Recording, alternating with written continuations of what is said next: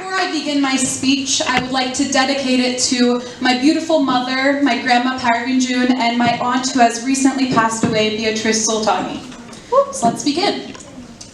Marijuana, Molly, lean, vape, Adderall, MDMA, LSD, Xanax, shrooms, teen pregnancy, unprotected sex, provocative pictures, drinking, smoking, suspension, expulsion, the wrong path. As I watch the eyes of the adults in the room widen, and I see our youth turn their heads, I'd like to ask you one question. What is so shocking about this situation? Do we need a news headline to tell us what is going on in our youth? Does another 16-year-old girl need to die of a fentanyl overdose in a Starbucks washroom? Does another teenager need to throw a house party resulting in $10,000 in damage and 3 overdoses? The destruction of our youth is happening before our very eyes, and it would be cowardly to pretend that we're not exposed to it and the effects it has on each and every one of us. In the words of Gandhi, the future depends on what we do in the present, and as of the status quo, we are not doing enough to prevent our youth from spiraling out of control. My name is Helia Moghaddam. I am 16 years old, and I'm standing here giving you a TED Talk about youth and substance abuse. Yeah, I'm hearing myself, and you're probably questioning the validity of my argument. Maybe because I haven't hit my growth spurt or received my high school diploma. But despite my age, or maybe even because of it, I have the knowledge and understanding to speak about this issue because it hits so close to home. Every day of my life, I am exposed to the impacts of substance abuse, whether it's in my peers, classmates, or acquaintances. And I know the thing that needs to be changed most about this situation is how we advertise it, this situation of great depth and complexity. We need to remove the stigma surrounding youth and substances. We need to not only initiate the conversation, but open it. Because as years go on, the nonchalant attitudes of our youth are catching up with us. As youth, we have so much more to lose than we think. Because to us, it's not just about the grade, the friendship, or the conflict. Our actions at this age are imperative in our futures, who we become and how we progress. So, instead of turning our heads at the sight of mass destruction, we must and we will move forward. Because today it's provocative pictures, and tomorrow it's prostitution. Today it's just a party drug, and tomorrow it's an overdose. Today it's being rude to your teacher, and tomorrow it's being arrested over aggressive conduct. These leaps are viewed as drastic, but they are nothing short of realistic. We drive by downtown Hastings, and we shake our heads at the overuse of drugs and crime. Yet we don't even acknowledge it occurring in our youth, our most important members of our future society. Once we learn to acknowledge these acts of misconduct, we will make schools places of safety, security, and comfort. We will turn to our adults as our role models, guiders, and restrictors.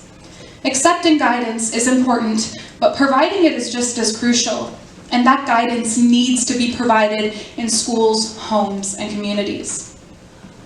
There are certain moments in our lives that we can pinpoint. They were self-defining, pivotal in our lives. My moment was in grade 10. I was staring at my iPhone screen from the comfort of my own bed after my Tri-City basketball game. I received a Snapchat from my best friend at the time. It was a picture message. I opened it, and it was a picture of her. Her 2 eyes were red, there was smoke clouding the air, and it was captioned, "This is fun." My heart dropped about 3 stories, and in shock, I left the message open with no response. I couldn't tell you why I was so in awe of the message. Maybe it was because she was my best friend, or maybe it was because it was my first time being exposed to substances and their effects on my peers. So I called her cell phone like any concerned friend would do. 1 ring, 2 ring, 3 ring, no answer. So I called again. 1 ring, 2 ring, 3 ring, no answer. The next morning, she called me. With no recollection of the incident, she could barely remember that she had been sending me messages the night before. So I lectured her for quite a bit, told her I didn't respect the decisions she was making, and she hung up the phone. About a month passed by, and slowly but surely our friendship came to an abrupt ending. Situations like these, as I'm now in grade 11, are nothing short of common. According to the Teen Help and the National Drug Association of Canada, when surveying students about what substances they had used in the past year, these were the results. Over 70% of students had abused alcohol, over 35% had used marijuana, and close to 7% had used Adderall. To be honest, when I first read this list, I didn't know what half of these drugs were, or even that they were so prominent in our youth. Despite that, and these shocking statistics, close to nothing is being done to prevent our youth from taking this path. Guidance, as defined by the Oxford Dictionary, is advice or information aimed at resolving a problem or a difficulty. We need to offer guidance in order to avoid the result of resistance. As a 16-year-old girl living in a world shaped by societal influences and pressures, it's often hard to keep in mind certain core values that make up so much more than just our exterior appearances and personalities. My values are things that have been instilled in me by my parents. They've always taught me to right my wrongs and to move on from mistakes instead of letting them define me. Growing up in the cold Vancouver winter, my mother and I would watch Intervention Canada. Now I know what you're thinking. As a 9-year-old, what would a show like that do for me other than expose me to graphic situations? I'll tell you what it did. It changed my perspective. Perspective is the building blocks of community, of connectivity, of moving forward. And because of this perspective change, never once have I tried to outsmart my parents into letting me go to that party everyone was going to. Never once have I used drugs to shadow my problems or drinking to escape. Because I have seen the effect.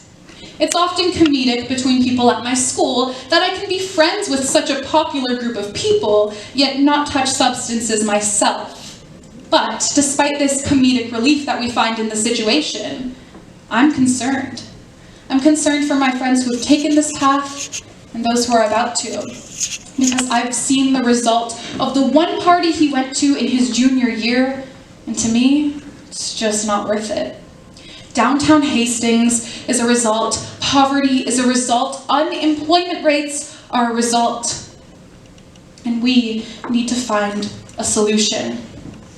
As teenagers, we can't just live this life that's been expected of us. About 1 year ago, I finally sought help. I reached my wit's end, and I started talking. I opened the conversation. I approached some teachers and youth counselors, and they gave me an opportunity.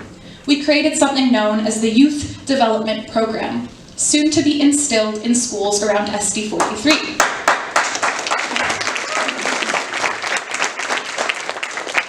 The Youth Development Program leads a group of youth mentors in guiding high school students through stress, work assistance, and compassion. The YDP might seem like a small step, but it is a solution to a much larger issue. Let me tell you, this was not easy. I knocked on so many doors, asked for so much help, but in our society we believe that if we ignore it, it'll go away. But it didn't. So I used my idea to guide me to where I want to be today. It took time, dedication, and perseverance, but here we are, and it's happening. This can't be done overnight, it's not going to be easy, but as the people of our future, we must seek results instead of excuses. So parents, I ask you, put away your cool parent status and step up as leaders and mentors. Students, I ask you to raise your hands instead of keeping quiet. Be the change you want to see in the world. I know, as youth, we like to test boundaries and live on the edge, but it doesn't mean hanging ourselves in the process, creating a domino effect of destruction. Thank you.